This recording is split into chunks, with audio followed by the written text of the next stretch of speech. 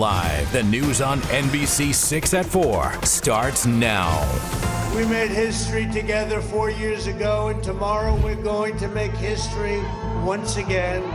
There will be no red states and blue states. There will be the United States of America. An election day like no other. The race for the White House now just hours away. America will make its choice on the next president of the United States. Anybody who's standing on the fence, we need your vote. Your vote count. You need to vote and for every category. The most important election ever. We got to do change, whatever it takes. Record voter turnout on important local elections, too. Pushing through an unprecedented time for a monumental election year. All leading up to the road to decision 2020. It is a big day, and we thank you for turning to us this evening here on NBC6. Good afternoon. I'm Shelley Muniz. And I'm Roxanne Vargas. After weeks of counting down, everyone, we are now just hours away from polls closing. There you see the countdown on your screen.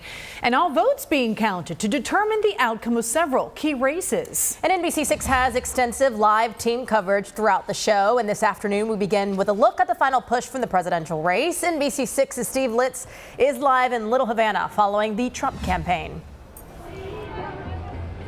Well, hello, ladies. If there's any way to any place to be on Election Day, it's got to be at the famous Versailles restaurant here in Little Havana. Take a look at the sidewalk. This is not uncommon if you're looking for some folks rallying. And the Republican stripe, this is the place to be. And we're going to pan over to the right, and you see the officers here. They're here for crowd control, but let me tell you, about a half hour ago, there was a gentleman who drove up in a vehicle. He had all kinds of Trump clothes on. He had Trump signs. Obama signs.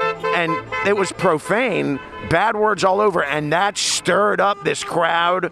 Boy, it really created some tension, but an officer did come up and tell that man to leave because he was parked right in the middle of the median. All right, so let's take a look. We spent part of the day cruising polling places here in this area. 3 in the Flagami area near the airport, also Little Havana area. I'll tell you, they were very slow. It was no lines, no hassle voting. Granted, I was there midday, and the plan is the poll workers are thinking that it's going to get busier when the workday comes to an end. Of course, that is the goal for elections officials, is to roll up all of the early voting and the vote by mail ballots, and that would lessen the load today. So out at Versailles here, they got started pretty early, 2 o'clock. There's a huge Cuban-American population here. This is President Trump country.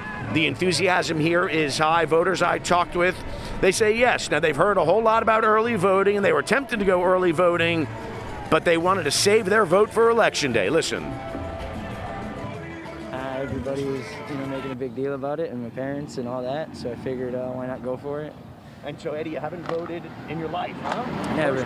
First one. And why did you want to come out now? Give it a whirl. It's a weird year. Get out and vote. I mean, hey, listen, you know what? It's empty. I took not even 8 minutes in there. In and out. Get your votes in. Today is the day. Donald Trump, let's do this.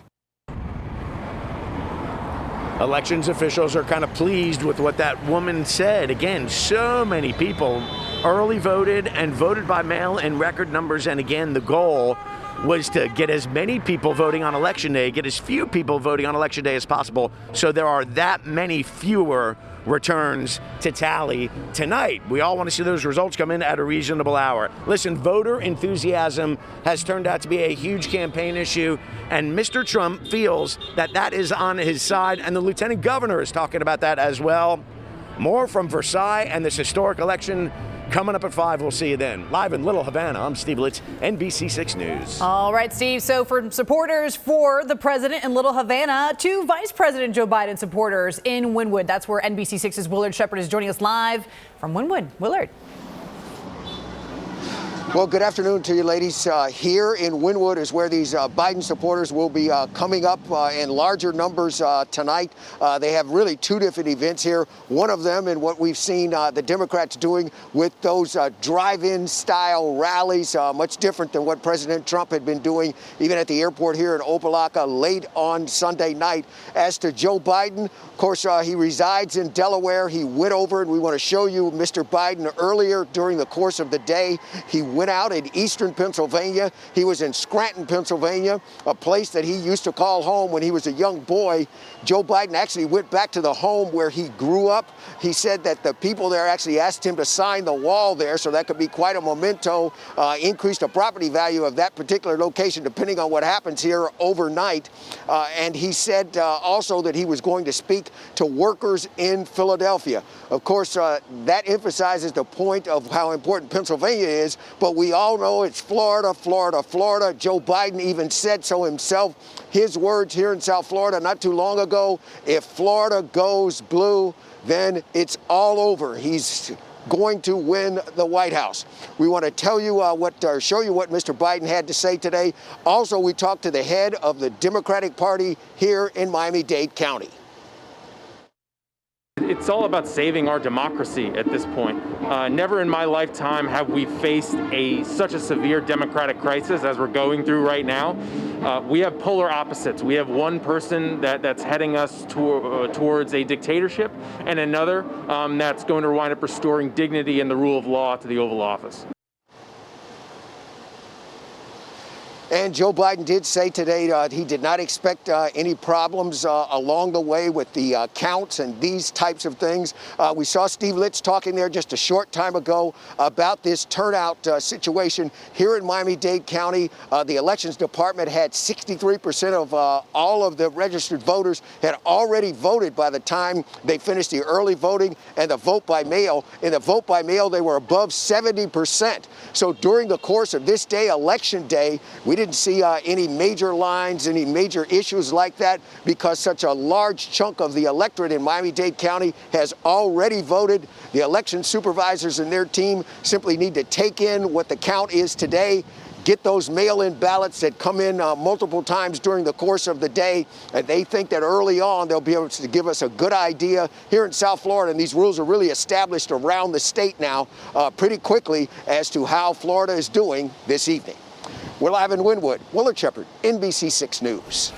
And as Mr. Biden made some last-minute stops in Pennsylvania, he took a moment to talk about several election issues, including the potential for violence in reaction to the outcome.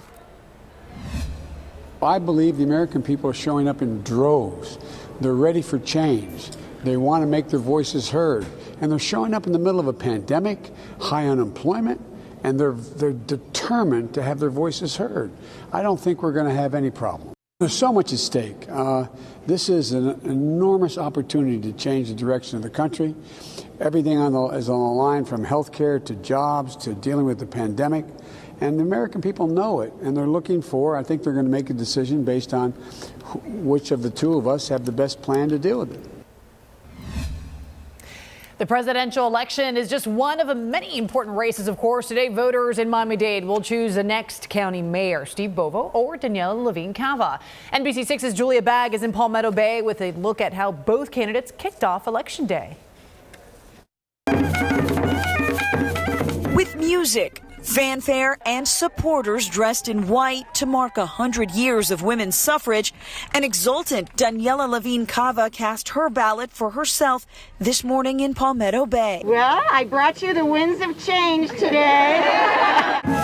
A win would make the county commissioner Miami-Dade's first female mayor. It's a new day. It'll be a day in which people will participate actively in government and have a voice. We celebrate democracy. Across town in Hialeah, a more subdued mood prevailed, where fellow commissioner Esteban Steve Bovo cast his ballot with his wife, accompanied by their children. We're humbled. We're humbled by the support that we've received, humbled by all the love that people have come up to us, not just me, to my kids, to my wife. Bovo and Levine Cava were the top two vote getters in the August primary. The race for county mayor is officially nonpartisan, though Bovo, a Republican, has aligned himself with conservatives, while Levine Cava has state and local Democrats stumping on her behalf. And when I became the mayor, both candidates are aiming to replace term-limited Carlos Jimenez, who has served as Miami-Dade's mayor since 2011.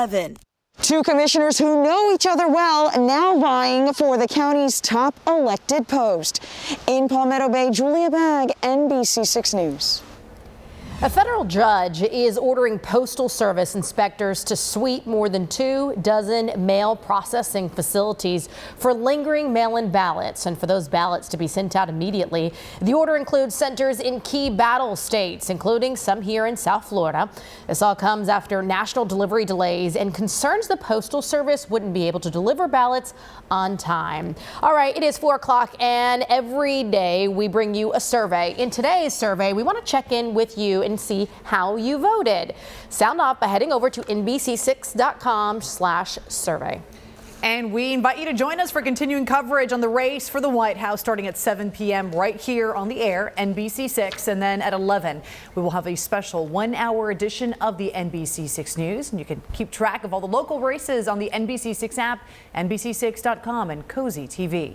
All right, but still to come here at 4 o'clock, our Decision 2020 team coverage continues with a look at voter turnout in Miami-Dade and the race among familiar foes in District 27. So it moves from a conversation to a debate when you're trying to convince the other person of your position. Keeping the peace at home when it comes to politics. Up next, I go one-on-one with a local therapist about how to navigate the touchy subject of politics around the dinner table at home.